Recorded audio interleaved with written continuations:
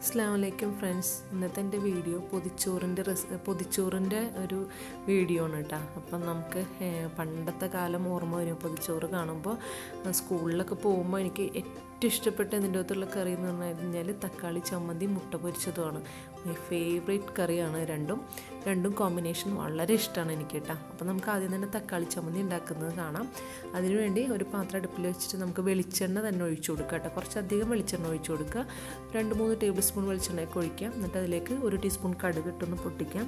കടുക് പൊട്ടി വരുമ്പോൾ നമുക്കതിലേക്ക് 3 ഉണക്കമുളക് ഇട്ടൊന്ന് പൊട്ടിച്ചു കൊടുക്കാം. ഒന്ന് വറുത്തെടുക്കാം കേട്ടോ. ഒന്ന് ബ്രൗൺ കളറായി വരുമ്പോൾ നമുക്കതിലേക്ക് ഒരു വലിയ സവാള, 3 പച്ചമുളക്, കുറച്ച് വേപ്പില. അപ്പോൾ ഈ സവാള ഇട്ടിട്ട് നന്നായി ഒന്ന് വഴറ്റിയെടുക്കണം കേട്ടോ. ഒരു ചെറിയൊരു ലൈറ്റ് ബ്രൗൺ കളർ ആവുന്ന വരെ നമുക്ക് ഈ സവാള വഴറ്റി കൊടുക്കാം. അല്ലെന്നുണ്ടെങ്കിൽ നമ്മൾ സവാള തക്കാളി ചമ്മന്തി ആക്കി കഴിയുമ്പോൾ സവാള ഇങ്ങനെ മുഴുവനായിട്ട് ഇങ്ങനെ കിടക്കും. അതുകൊണ്ട് തന്നെ കുറച്ചൊരു ബ്രൗൺ കളറിലാക്കി എടുക്കുക കേട്ടോ. അപ്പോൾ ഇപ്പോൾ നമ്മുടെ സവാള ബ്രൗൺ കളറായി വന്നിട്ടുണ്ട്. അതിലേക്ക് നമുക്ക് 1/4 ടീസ്പൂൺ മഞ്ഞൾപ്പൊടി, 2.5 ടീസ്പൂണോളം കാശ്മീരി ചില്ലി പൗഡർ ഇട്ട് കൊടുക്കുന്നുണ്ട്. അപ്പോൾ നിങ്ങളുടെ അടുത്ത് കാശ്മീരി ചില്ലി ഇല്ലെന്നുണ്ടെങ്കിൽ മുളക് പൊടി നിങ്ങളുടെ എരിവിനനുസരിച്ച് ചേർത്ത് കൊടുത്താൽ മതി. കാശ്മീരി ചില്ലി ആയതുകൊണ്ട് ഞാൻ 2.5 ടീസ്പൂൺ ചേർത്ത് കൊടുത്തിട്ടുണ്ട് കേട്ടോ. എന്നിട്ട് അതിൻ്റെ ആ റോസ് സ്മെല്ല് പോകുന്നതിന് നന്നായി വഴറ്റണം. അത് നന്നായി വഴറ്റിയതിന് ശേഷം നമുക്കതിലേക്ക് 3 തക്കാളിയാണ് ഞാൻ ചേർത്തിട്ടുള്ളത്. ചെറുതായി കട്ട് ചെയ്ത് 3 തക്കാളിയും കുറച്ച് ഉപ്പും ചേർത്തിട്ട് നമുക്കിത് നന്നായി ഒന്ന് വഴറ്റി എടുക്കണം കേട്ടോ. ശരിക്കും ഇതിൽ വേറെ വെള്ളം ഒന്നും ഒഴിക്കില്ല. നമ്മൾ ഈ തക്കാളി ഇപ്പോൾ നന്നായി തിളച്ചതിന് ശേഷം ഒന്ന് മൂടി വയ്ക്കുക. എന്നിട്ട് നമുക്ക് മൂടി വെച്ചിട്ട് ലോ ഫ്ലെയിമിൽ വെച്ച് വേണം ഈ തക്കാളി വേവിച്ചെടുക്കാൻ. അപ്പോൾ നമ്മൾ തക്കാളിയിൽ നിന്നുള്ള തന്നെ വെള്ളം വന്നിട്ട് ഈ തക്കാളി നന്നായിട്ട് വെന്ത് നല്ല കുഴഞ്ഞ രൂപത്തിൽ വരും കേട്ടോ. അതുവരെ നമുക്ക് ചെറിയ തീയിൽ വെച്ചിട്ട് വേവിച്ചെടുക്കുക. അപ്പം ഇടയ്ക്കൊന്ന് തുറന്ന് നോക്കിയിട്ട് ഇളക്കി കൊടുക്കുക കേട്ടോ. അപ്പോൾ തക്കാളിയിൽ നിന്ന് വെള്ളം വരുന്നതുകൊണ്ട് നമുക്ക് വേറെ വെള്ളം ഒഴിക്കേണ്ട ആവശ്യമില്ല. അപ്പോൾ നമുക്കൊരു ചെറിയൊരു ചമ്മന്തി പോലെ എന്ന് വെച്ചാൽ അധികം ഗ്രേവി ഒന്നും ഇല്ലാണ്ട്, കറിയാവുമ്പോൾ നമുക്ക് കുറച്ച് ഗ്രേവി ഉണ്ടാവുമല്ലോ. ഇത് ഗ്രേവി ഒന്നും ഇല്ലാണ്ട് കുറച്ച് തിക്കായിട്ടാണ് ഇത് ഉണ്ടാവുക. കുറച്ച് ഉപ്പ് കുറവുള്ളതുകൊണ്ട് ഉപ്പ് കുറച്ചും കൂടി ഞാൻ ചേർത്ത് കൊടുത്തിട്ടുണ്ട്. ഒന്നും കൂടി മൂടി വെച്ച് നമുക്ക് തക്കാളി നന്നായി വെന്തുടഞ്ഞ് കിട്ടുന്ന രീതിയിൽ വേവിച്ചെടുക്കണം. ഇതുപോലെ ഒന്ന് പതുക്കെ ഒന്ന് ഉടച്ചു കൊടുക്കുക. തക്കാളി വെന്ത് വരുമ്പോൾ വെള്ളം വരുന്നത് തക്കാളിയിൽ നിന്നുള്ള വെള്ളം വരും. അപ്പോൾ അതുകൊണ്ട് വേറെ സെപ്പറേറ്റ് വെള്ളം ഒഴിക്കേണ്ട ആവശ്യം വരുന്നില്ല കേട്ടോ. അപ്പോൾ നമുക്ക് ഒന്നും കൂടി ഒന്ന് മൂടി വെച്ചിട്ട് കുറച്ച് നേരം കൂടി ഒന്ന് വെക്കാം. അപ്പോൾ നമ്മുടെ തക്കാളി ചമ്മന്തി റെഡി ആയിട്ടുണ്ട്. നല്ല തക്കാളിയൊക്കെ നല്ല വെന്ത് ഒരു ചമ്മന്തി രൂപത്തിൽ തന്നെ ആയിട്ടുണ്ട്. ഇത് മാത്രം മതി മുട്ട പൊരിച്ചതുണ്ടെങ്കിൽ അടിപൊളി കോമ്പിനേഷനാണ് കേട്ടോ. പിന്നെ ഞാൻ ക്യാബേജ് തോരനാണ് ഉണ്ടാക്കുന്നത്. അതും വളരെ എളുപ്പത്തിൽ, ഞാൻ ഇതിന് മുന്നേ ഒരു ക്യാബേജ് തോരൻ്റെ വീഡിയോ ഇട്ടിട്ടുണ്ട്. അപ്പോൾ ഞാൻ അതിൽ ഇഞ്ചി ചേർത്തിട്ടില്ല. ഇതിലൊരു ചെറിയൊരു കഷ്ണം ഇഞ്ചി, അത് എനിക്ക് ഈ ക്യാബേജ് തോരനിൽ ഇഞ്ചിയുടെ ഒരു ഫ്ലേവർ വരുന്നത് ഇഷ്ടമാണ്. അതുകൊണ്ടാണ് ഞാൻ ഇഞ്ചി ചേർക്കുന്നത്.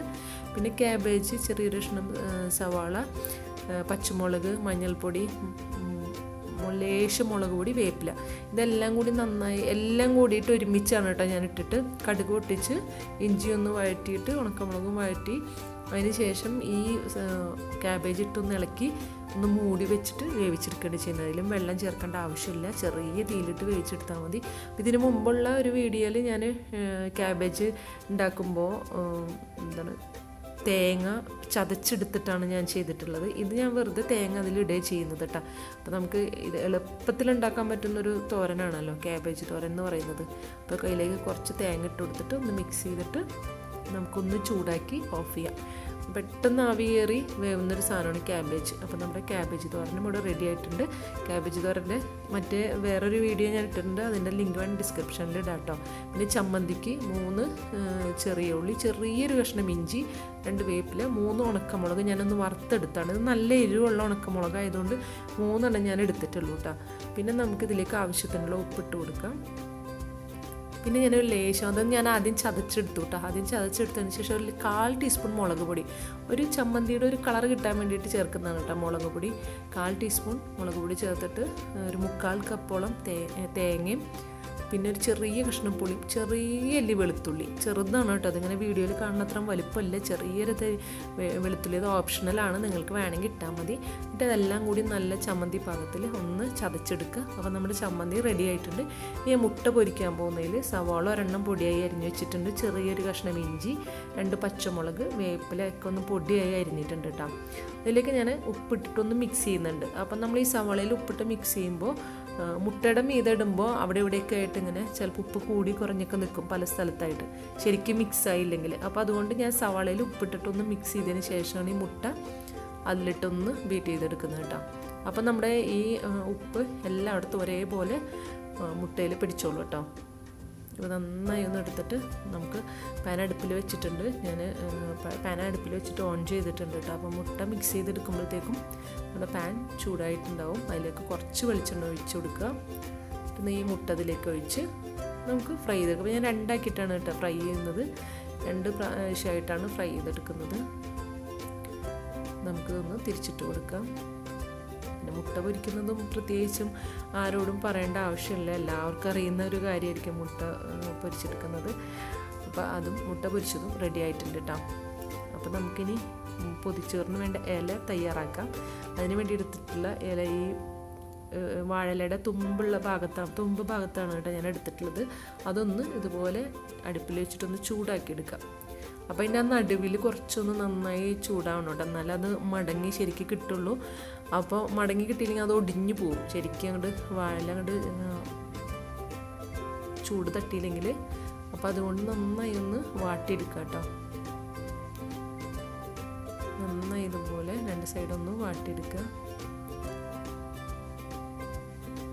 നന്നായി വാടിക്കഴിഞ്ഞാൽ ഇല ഒട്ടും കീറില്ല. ഇപ്പം ഞാനിതൊരു പ്ലേറ്റിൻ്റെ മുകളിലായിട്ടാണ് വെച്ചിട്ടുള്ളത്. എന്താ വെച്ചാൽ ന്യൂസ് പേപ്പർ, ഇപ്പോൾ കൊറോണയൊക്കെ ആയതുകൊണ്ട് തന്നെ ന്യൂസ് പേപ്പർ കിട്ടാൻ ബുദ്ധിമുട്ടാണ്. അപ്പോൾ അതുകൊണ്ട് ന്യൂസ് പേപ്പർ ഉണ്ടായിരുന്നില്ല. അപ്പോൾ ഞാനത് പ്ലേറ്റിൻ്റെ മീതെ വെച്ചിട്ട് ചോറ് ആവശ്യത്തിനുള്ളത് ഇട്ടു. അതിൻ്റെ മുകളിൽ മുട്ട വെച്ചു. പിന്നെ ചമ്മന്തി, നമ്മുടെ തേങ്ങ ചമ്മന്തി ഒരു സൈഡിലായിട്ട് വെച്ച് കൊടുത്തു.